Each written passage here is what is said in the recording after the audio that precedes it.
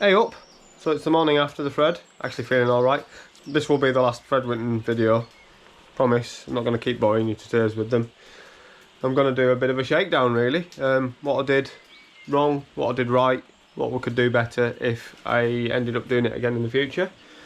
But first things first, obviously you saw on Cold Fell around that west coast area, weather was a bit not perfect, but the rest of it was amazing. I've actually got sunburn, which is weird, but this is Monday morning. It's right wet. And it's fair to say we've got away with that. So what I'm going to do is go and walk these doggies because I'm on duty today. Actually feeling decent. I can boing around and legs feel 90%. I'll go and walk these dogs and then I'll have a sit down and go through a lot of stuff.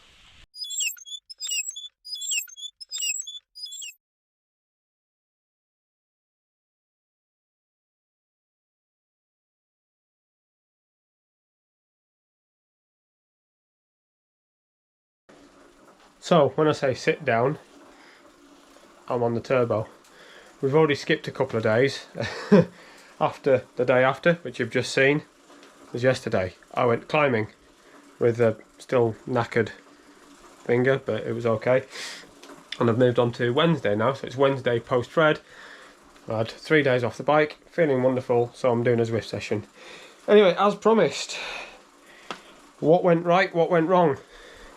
Nothing particularly went wrong, so it's generally a positive video, this one. What went right? My fitness. Quite clear. My normalised power was over 200 watts, which is beyond what I thought I was able to do. So that's great. I've been training to think that around 170, 175 would have been about right for that. Yeah, I've come in over that. I went hard early because I knew I would be taking hard knot and rhinos out of the equation. As you saw in the video, I had already pre-decided in my head that I wasn't going to be going up the steep stuff, which is a point I'll come on to in a bit. But yeah, fitness was number one, absolutely perfect. Next point I want to make is clothing. Now, despite me saying it was cold on Cold Fell and Fangsbrow, it was, but it was manageable. And it would have been too hot later on to keep all of those layers on. Now, I was in a fortunate position where I had my parents at the halfway point at the summit of Windlatter, which was perfect because it was just going to be a bottle swap. But I decided to disrobe my long sleeve, which you'd have seen I had on, and the gilet, which I shouldn't have done because I still had room in my pocket, with them while I swapped the bottles, and I accidentally left my phone and the car key with them. Fortunately, they were meeting me in Grasmere afterwards, so that all worked out in the end. That all worked out really nicely, the clothes, fortunately, and I had my reactive, where are they? You saw them, my reactive lenses on my glasses on. So I could see where I was going for the most part, apart from when it was really mizzly. I had to take them off just to see. So that was great. Another thing that I got right, and because of the bottle swap, was the fueling. In fact, it could be tweaked a little better.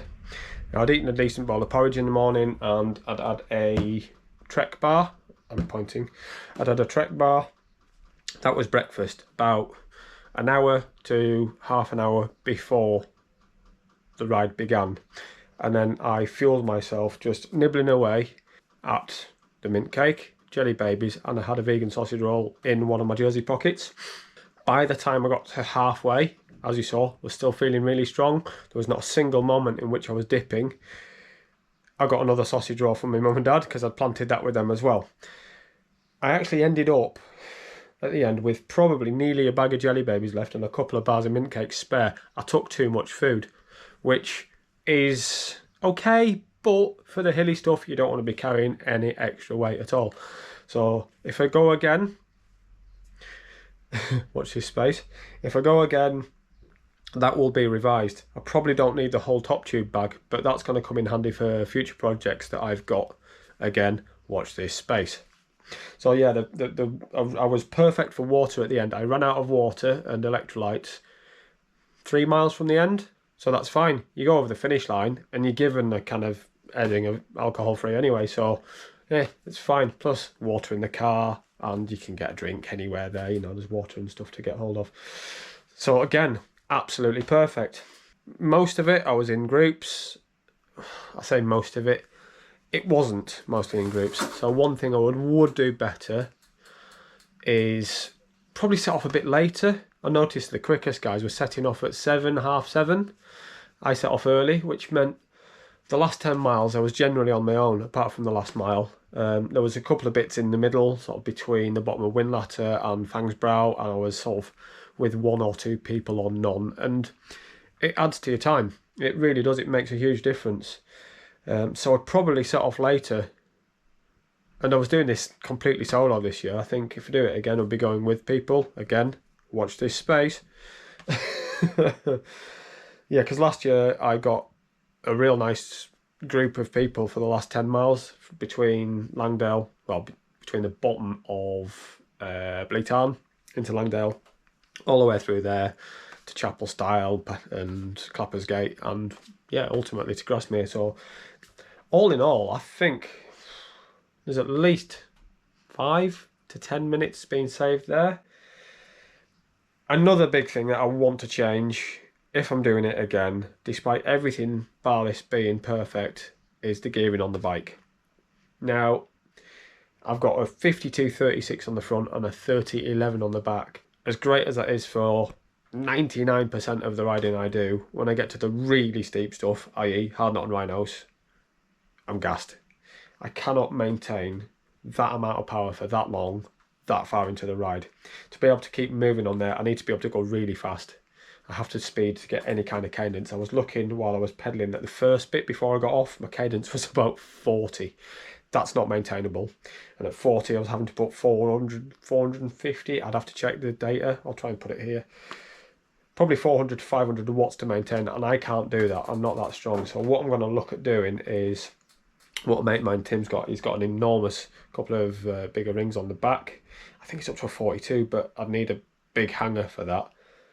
So I'm going to chat to the guys at Giant. I think I've already had a bit of a chat with them about it, and see about putting a longer hanger on specifically just for the thread, and then take it back off. That's something that I can use if I'm going to be doing lots of steep stuff. And it really only counts if I'm going over 20%, maybe.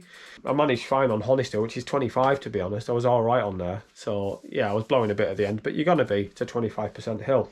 What else is there? What else went right? Well, just everything.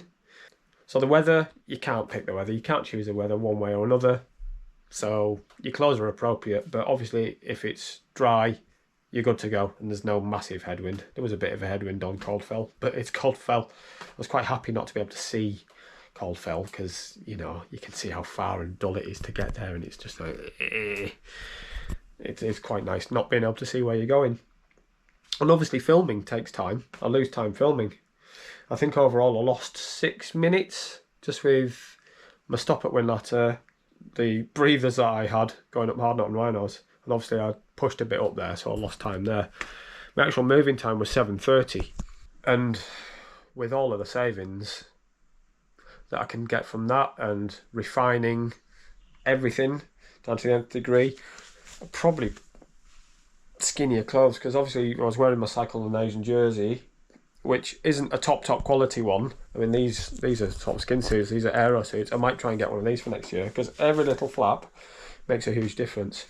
With the Mark Beaumont thing that we watched when he did the North Coast 500, they estimated that if he'd have won a gilet for that whole thing, I would have lost half an hour over the course of 29 hours. I could get a better aero helmet. I've already shaved my legs.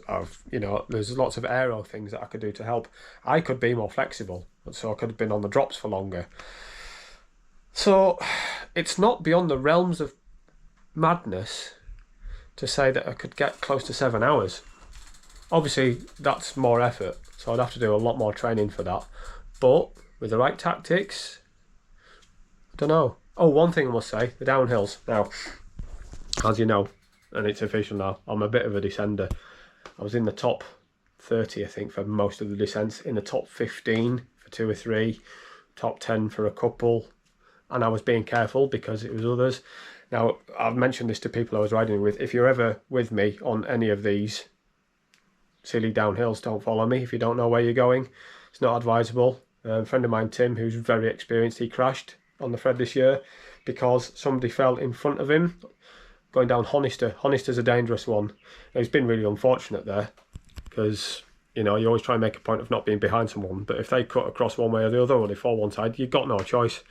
So you just have to try and let people know that you're behind them or to one side of them, which I am certain that Tim would have done because he's a very experienced and fast rider. Yeah, the uphills all went perfectly well. What pleased me, I think, the most was the fact that I could still sit at 250 to 300 watts on the hills even after hours, and I felt so good so late on. I think that's just mostly due to the fact that, yeah, I've done a lot of training, I've put the mileage, well, a decent amount of mileage in, and I fed correctly. Probably too much sugar, but it gets results. That's why I put the vegan sausage rolls in. I wanted something not sugary, I wanted something savoury. Might do a sandwich or bagels or something next year. You just want something in the belly, don't you? What else was there? I'm sure there's other things that I know I could have done better. Just recording takes... It does lose your time because you're one-handed, you have to put more effort into cycle, so you're either draining your efforts more or you're losing time, one or the other, because you sat more upright. So I can look into options for that, but I'm always going to be documenting this, so I can't discount that. Yeah, there's talk of next year already. Sorry, wife. There's talk. There's serious talk. But, as I say, that's probably the end of all the Fred stuff for this year. There's no need to talk about it anymore, so I don't want to keep blathering on about it, because I know the last bunch of videos have all been about this. Main objective now is 4.5 weeks away. In fact, 4 weeks tomorrow, we're heading down south for the main event. The most pleasing thing for me about all of the Fred was I woke up the next morning totally fresh. I was fine. If you could have discounted hard on rhinos, I would have done it again the day after. Totally fine. That's the most pleasing thing, because I know I'm going to be able to get up the next day after 135 miles and be able to cycle without feeling like my body's just falling apart.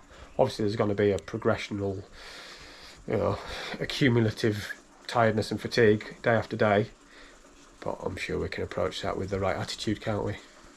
Anyway, it's time for me to do a Zwift session. It's just about to start. I've got 4 minutes with Team 3R. So, hello to all you guys. And thanks for watching. And I'll see you out there next time. I'm going to get out this weekend, if the weather's not terrible, and get some miles in again, because I need to do a couple of long routes. Bye!